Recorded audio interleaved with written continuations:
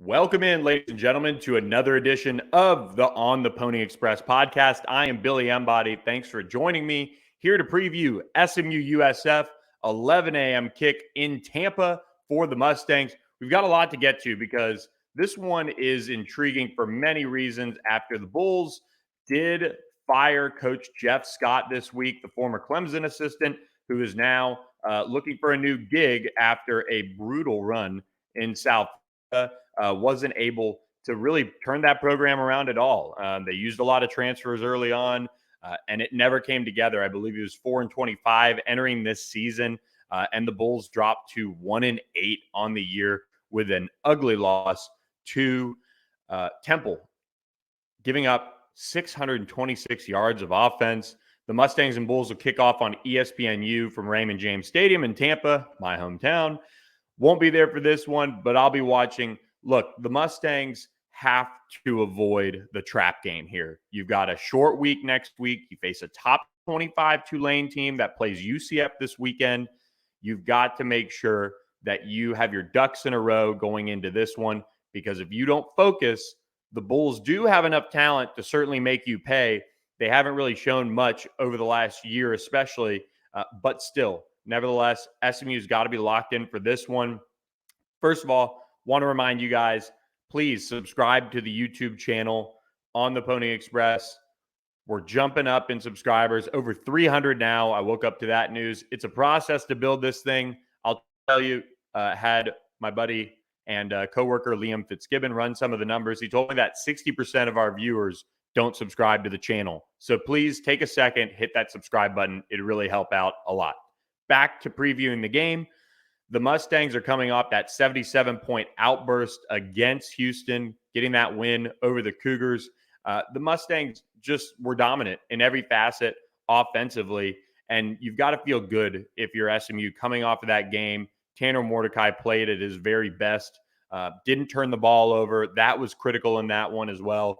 Meanwhile, Clayton Tune turned it 3 times, and there you have the difference in the ball game.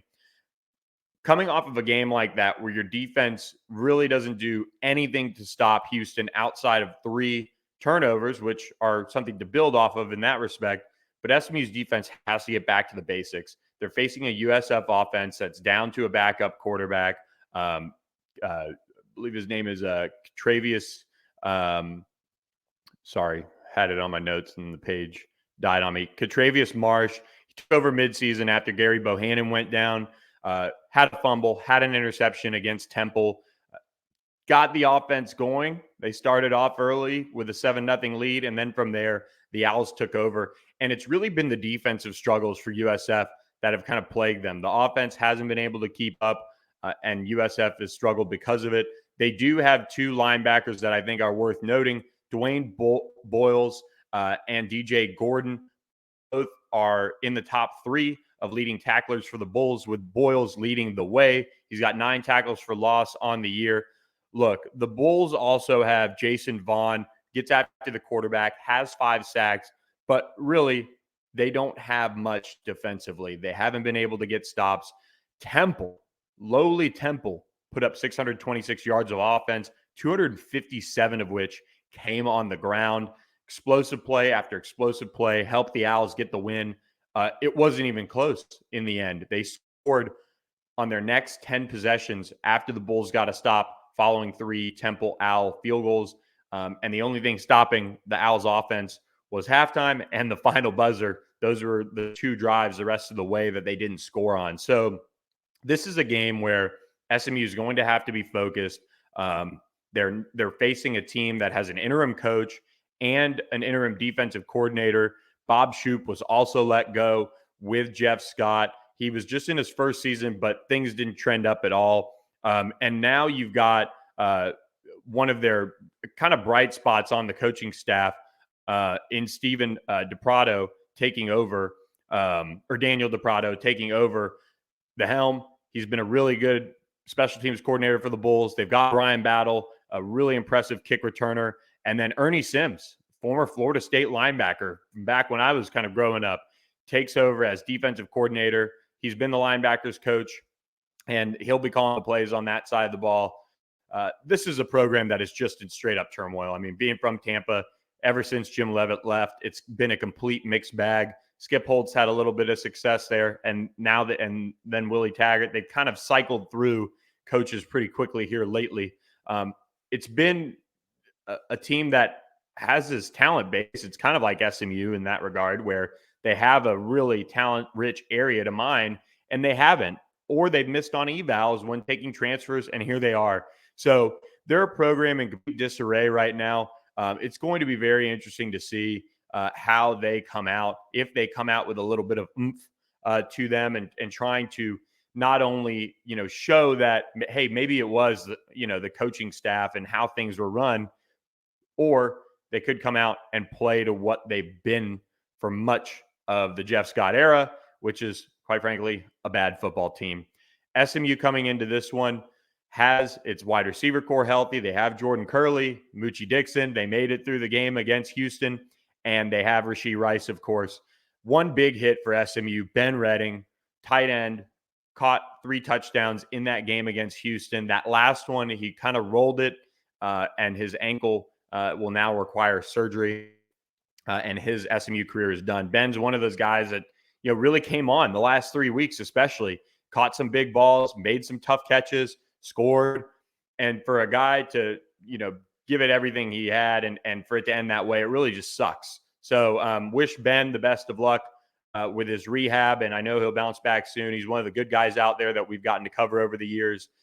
He goes out a winner against Houston, right down the road from where he's from. Rhett Lashley was talking this week and said that was actually the first in-home visit he did when Sonny Dykes took over. And actually, it's funny. I kind of was like, oh, yeah, that is right. Ben Redding was one of their late targets that they went after, and were able to get on board there. So Ben Redding done for SMU, unfortunately, but he'll bounce back soon. I don't have any doubt about that.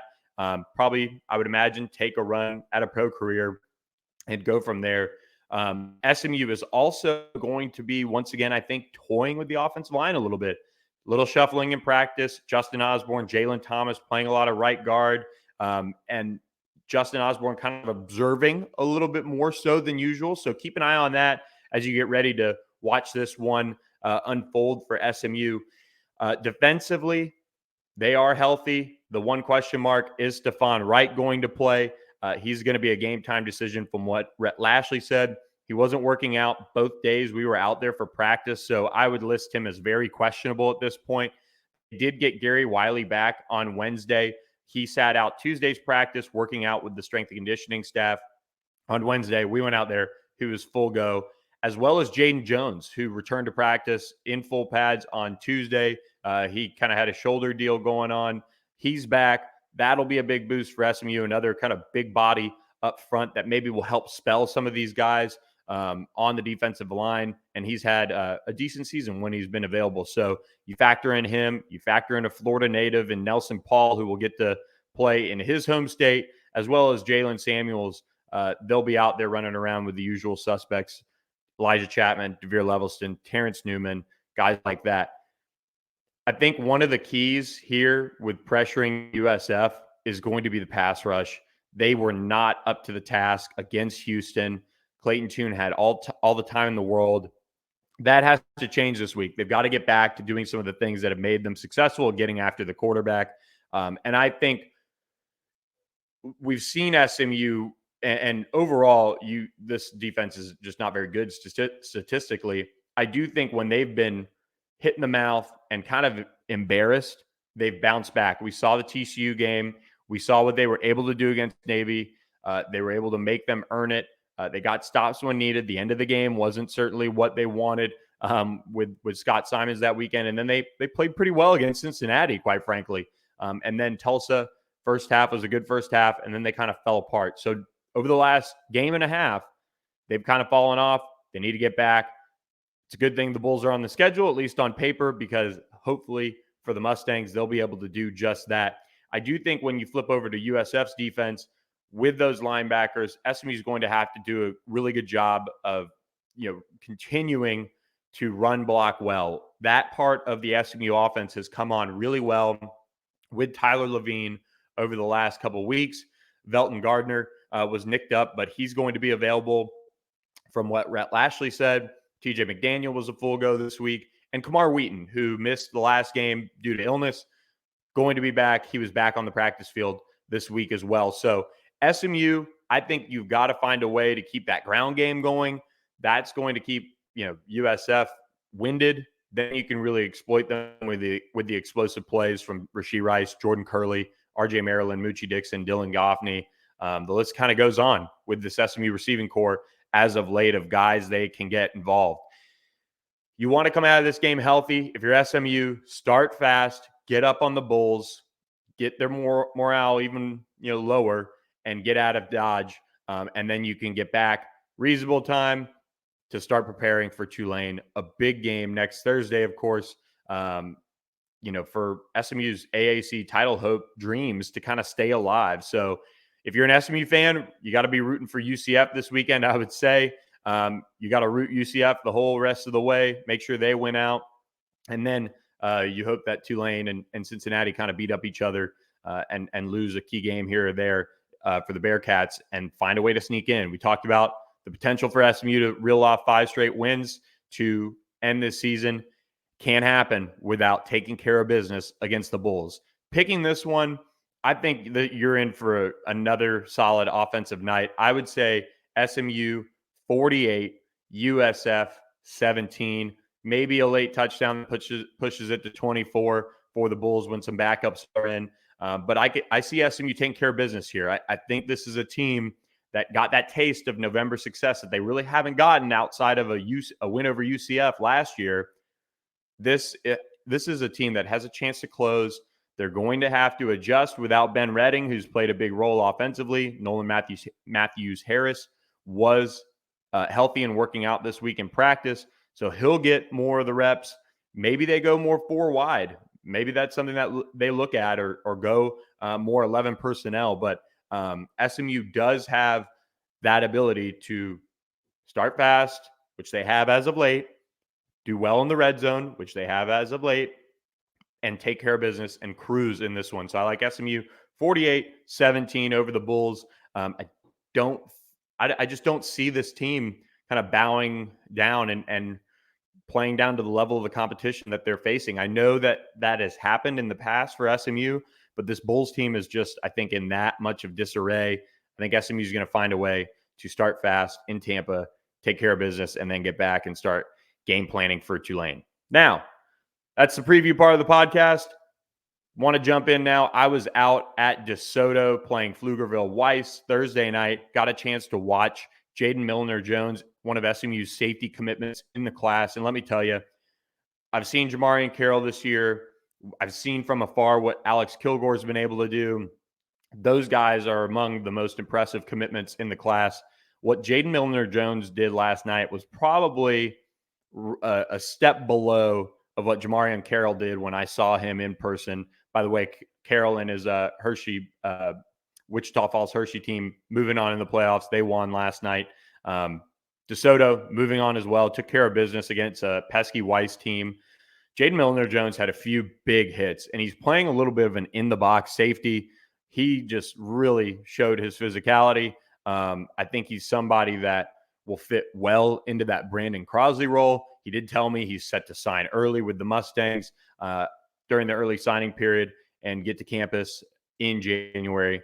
Big news there for SMU. He'll get a chance to get into the flow of things right away and factor in. So be on the lookout for our interview with him on theponyexpress.com, as well as the highlights from his game. Cutting those up this weekend. They'll be posted on the Pony Express's YouTube page. Another reason for you guys to subscribe to it. Check those out. We're dropping player interviews, podcasts, and obviously highlights now as well. Very impressed with Jaden Milliner-Jones. Physically ready to go. You know he comes from a good program with Claude Mathis running the show over there. I know SMU is really excited about what they got. They identified him early on. He's a kid that wants to stay local, and he's going to do just that. He's going to sign with SMU during the early signing period, which begins December 21st. So be sure to go ahead and subscribe to ontheponyexpress.com. Get in the know as far as what's going to happen down the stretch here for recruiting, as the Mustangs are probably going to go JUCO heavy. Got a couple high school targets out there, but don't miss out on all the tidbits and behind-the-scenes action as SMU looks to close out this 2023 class strong. If you subscribe, you get a free Founders Club hat. Still a few left, so be sure to subscribe and try us out for 7 days for free. With the recruiting class right now, I mean, I think Jaden Milliner-Jones really is somebody that embodies what they want to do. I think he's a great fit. He's somebody that comes from Dallas, comes from a good program. And I spoke with Brandon Booker, 2024 linebacker, who had an unreal game, I thought, last night against Weiss. They used him as a guy that comes off the edge, kind of like a Jalen Samuels in a way, but definitely plays a little bit more in coverage. He's got a ton of physicality to bring to the table. He was also on campus Sunday for that big recruiting event that SMU held with the black jerseys, hanging out with some of the top prospects around the Dallas area, getting a chance to have those guys on campus bonding together. It's a big deal. Brandon Booker didn't want to talk recruiting very much. He didn't want to share some of the top schools, but he did say he had a terrific time at SMU. He's set to go to Oklahoma State later this month. Then you work down the line, 2025 running back DeAndre Ryden Jr. Call him Tiger. Well, he's playing like an animal out there on the field. Had a huge touchdown run in the first half, 70 yards, and then backed it up with kind of the icing on the cake for the Eagles, about a 25-yard touchdown run to close things out. I mean, he's playing above Trey Wisner, who's committed to Texas right now, and they also have some other talented backs in that DeSoto offense. He's kind of the one that is a straw that stirs the drink, quite honestly. They've got Jonte Cook. He's a big play threat at wide receiver, one of the best prospects in the country who's going to Texas. He had 2 touchdowns, but I would say DeAndre Ryden is very consistent, and DeSoto's hoping to ride him all the way to a state championship. I think it'll be a tough run for the Eagles to get there, but we'll be watching them as they continue on their playoff journey. Ryden was also on campus for SMU for that Houston game. Got to take it in, see the offensive explosion. What a mature kid at such a young age. Understands the recruiting process well, wants to take his visits and enjoy it. Talked up SMU, TCU, Texas A&M, plenty of other programs that are on him early. But I was very impressed with what he brought to the table. So with that, guys, going to let you guys go for this weekend. Hopefully this gets to you for your drive home. Enjoy the SMU-USF game. We will catch you next week as we'll recap that. And we'll also talk about SMU-Dayton. SMU plays up at Dayton tonight. ESPN Plus, tough non-conference matchup for the Mustangs as Rob Lanier and co. traveled up there to Dayton. We'll see how they fare. It's kind of a mixed bag, of course, on Monday night for the opener of the Rob Lanier era. But we'll be here to talk all of that on Monday, so be sure to check out that edition of the On the Pony Express podcast. Thank you guys for listening. Thank you for subscribing to both the site, ontheponyexpress.com, as well as our YouTube channel and wherever you catch our podcasts at. So we will catch you guys next week with another edition of the podcast. Have a good weekend.